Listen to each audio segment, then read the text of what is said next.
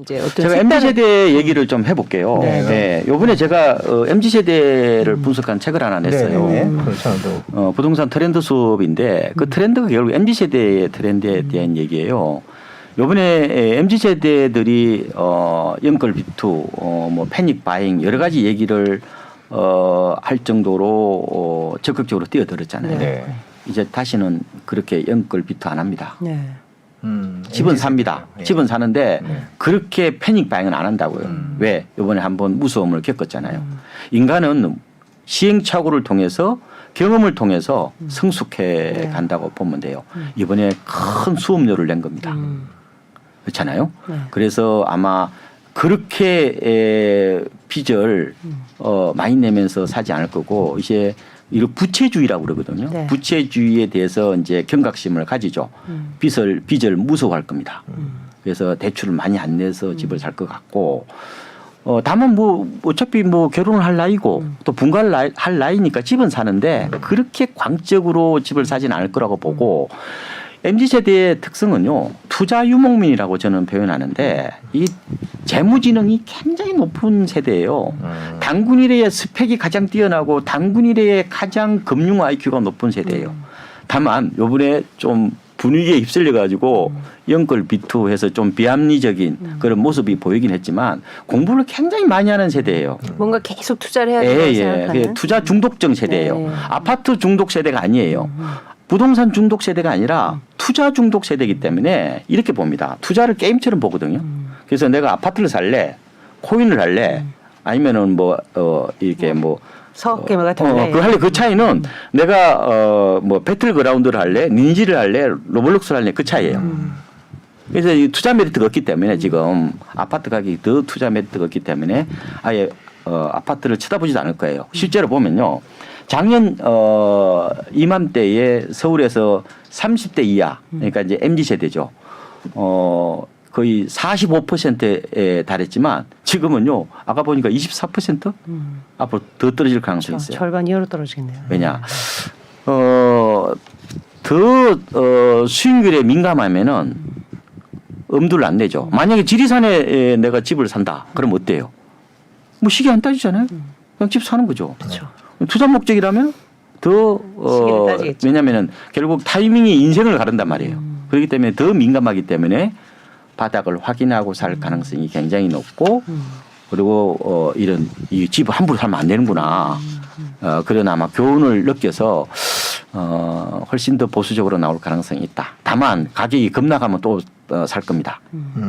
그래서 MZ 세대들이 결국 안 나서기 때문에 이렇게까지 거래 절벽이 심하게 나타난다고 볼 수가 있을 겁니다. 그렇죠. 그렇다면 결국 MZ세대의 이러한 움직임들이 부동산 가격에 영향을 미친다 이렇게 보고 계신 거네요. 그렇죠? 그렇죠. 지금 결정적 영향을 지금도 미치는데 그렇고 앞으로도. 예. 근데 지금 시장은요. MZ세대들이 항상 좌지우지하고 MZ세대들이 몰려갔던 데는 버블이 만들어지고요. 떠나면은 버블이 꺼지는 이런 양상이에요. 그렇죠.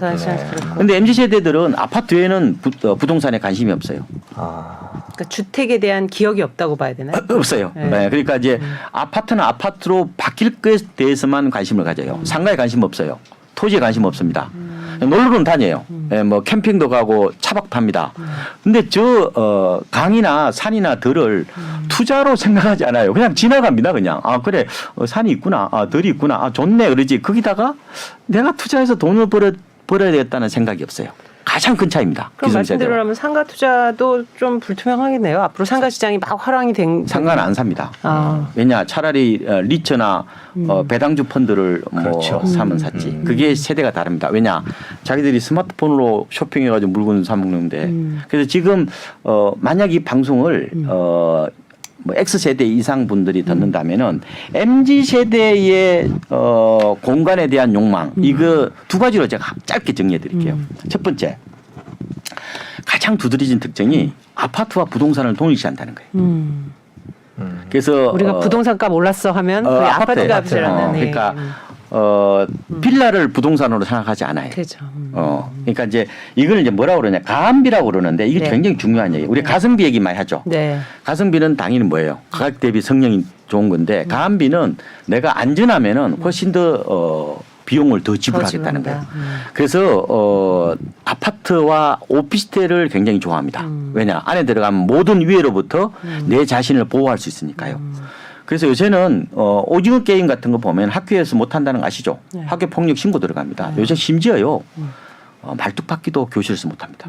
그만큼 안전에 대한 강박증이 강한 세대이기 네. 때문에 주거에도 그대로 온다는 거죠. 네. 그래서 원룸이나 다세대 임대 사업을 다시 생각하셔야 돼요. 그래서 이화여대 앞에 가보셨어요?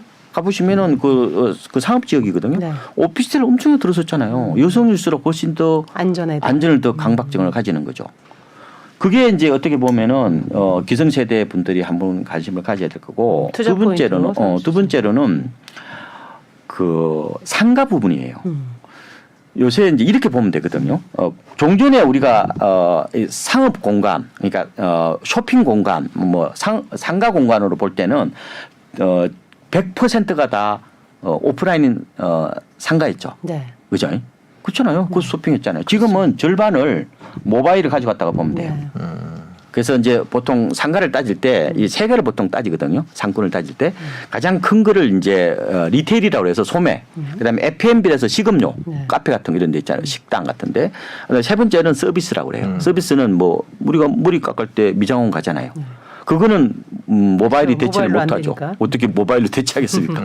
근데 식음료도 많이 배달해서 뺏어갔죠. 네. 리테일은 상당부 뺏어갈 겁니다. 그러니까 제 말씀은 앞으로 상가가 절반 정도를 모바일로 뺏겨버리는데 내가 상가 사서 노후에 따박따박 월세 받겠다는 게 그 컨셉은 더 그거는 이상. 옛날 컨셉이라는 거예요. 요 마곡지구 가보셨죠? 네. 마곡지구도 많이 비어 있어요. 그러니까 그러니까 상가 무슨 점포를 하더라도 굉장히 소규모로 모든 게 가능한 거니까요, 그죠? 그렇죠. 그러니까 아예 뭐 그 뒷골목에서 그렇죠. 그냥 공유 주방을 뭐 써도 되고. 공유 주방 쓰기도 하고 그러니까 근본적으로 이 그 공간의 소유 패턴이 변한다. 지각 변동이 일어난다. 그게 이제 중요한 얘기인데 네. 뭐 꼬마 빌딩은 별로 관계 없습니다. 왜냐하면은 그거 그 통제감이라고 그러는데 자기가 안 되면 거기 뭐 리모델링해서 오피스로 바꿀 수도 있고 뭐 주택으로 바꿀 수도 있고 아니면 건설업자한테 팔 수도 있잖아요. 뭐 역세권의 꼬마 빌딩 같은 거는 그나마 괜찮은데 구분 상가 이런 거 있잖아요. 101동 뭐 가령 뭐 101호 이런 것들은 앞으로 저는 조금은 조심해서 접근해야 된다. 그러니까 그거를 내방 시대로 보지 말고 바로 우리 아들 세대, MZ 세대들의 어떤 구매 패턴을 보면 된다. 그래서 제가 이 트렌드라는 것은 일종의 이 트렌드 읽기라는 것은 이거는 생존하고 맞물려 있는 거예요. 무슨 말 아시겠죠? 그러니까 항상 아래 세대의 공간과 소비 욕망을 결국 욕망해야 된다. 그래야 내가 살 수 있다. 살 수 있다. 그러니까 요새 MZ 세대들은 전원주택 같은 거 원하지 않습니다. 왜냐하면 전부 다 이 맞벌이 부부이기 때문에 도심 아파트 키즈들이에요. 꿈꾸지 않습니다. 물론 한두 명 가겠지만 놀러 갈 때는 펜션을 가더라도 그걸 소유에 대한 건 없다는 그걸 사서 임대 놓겠다는 생각 안 한다니까요. 그렇죠.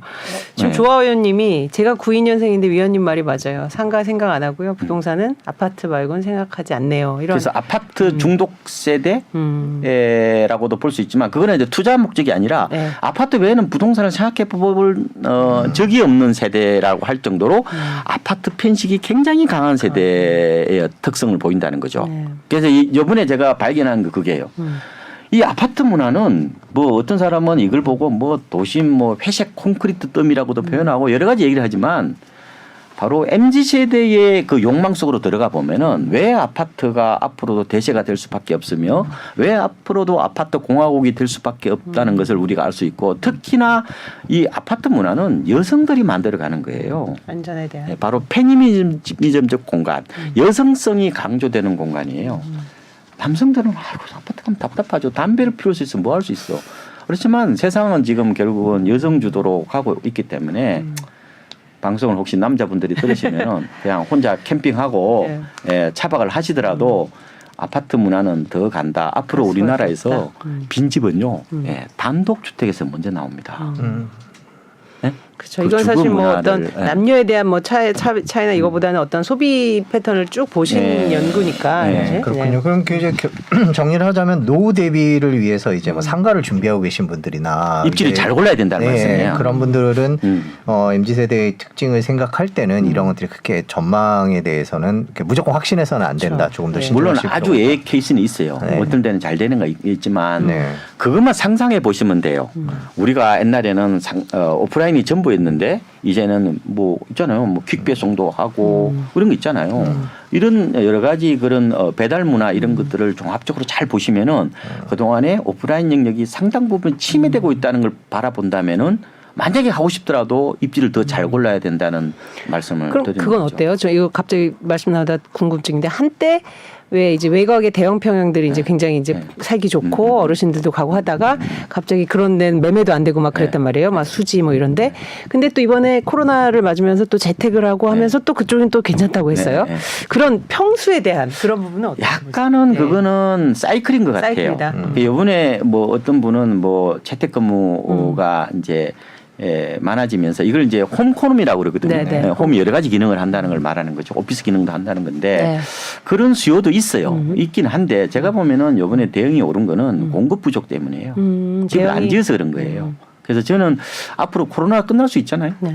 뭐 그래서 그렇게 보기에는 1인 가구도 늘어나잖아요. 그렇죠. 1인 가구 늘어나면 대응하고 안 맞죠. 네.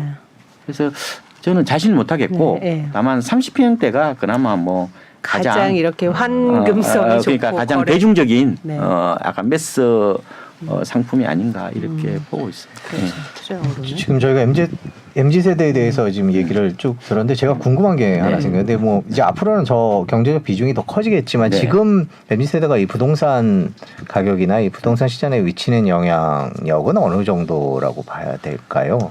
아무래도 저기 아파트 쪽은 네. 거의 절대적이라고 보시면 될 이미, 겁니다. 예. 예.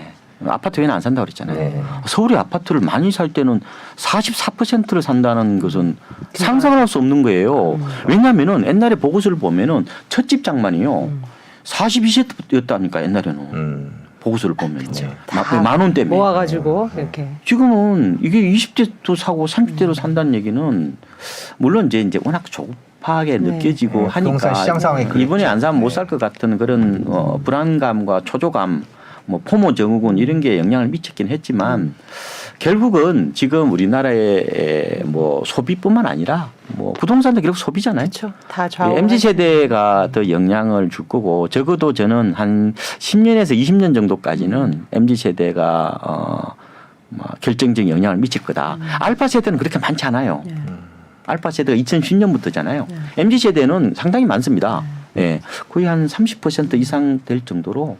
예. 그렇게 생각하면 옛날에 이제 41세 아까 말씀하신 건 진입을 뭐 청약 통장이라든지 그런 것들을 차분히 점수를 쌓아서 하는 그렇죠. 그런 패턴이었다면 지금은 그 부분도 청약에 대한 것도 기대도 많이 안 하나요? 이제. 아니요, 요번에 그 네. 우리가 아까 발표할 때 네, 네. 올 8월 16일 날 네, 발표할 때 네. 얘기를 안 드렸는데 네. MZ 세대들 그거 관심 가져야 돼요. 청약 뭐 청년 역세권 첫 집이나 네. 아니면은 뭐 청년 뭐 원가 주택 그렇죠. 같은 거 청년 있잖아요. 원가 주택. 그게 다쳐서 60만 가구. 60만 가구. 그 부분은 어떠세요? 좋습니다. 네.